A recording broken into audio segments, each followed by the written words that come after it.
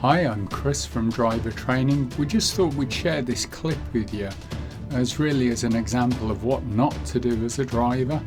And we're driving up the road, you can see good conditions, dry, sunny, clear skies. And as we're coming up the road, I want you to pay attention to the road on the right. Now, this guy should have been looking towards us. You can see he's just driving across the line. He's not even looking in our direction. We're currently doing 20. We then have to hit the brakes down to 6 miles an hour to keep this person safe. This is a good example of how not to drive.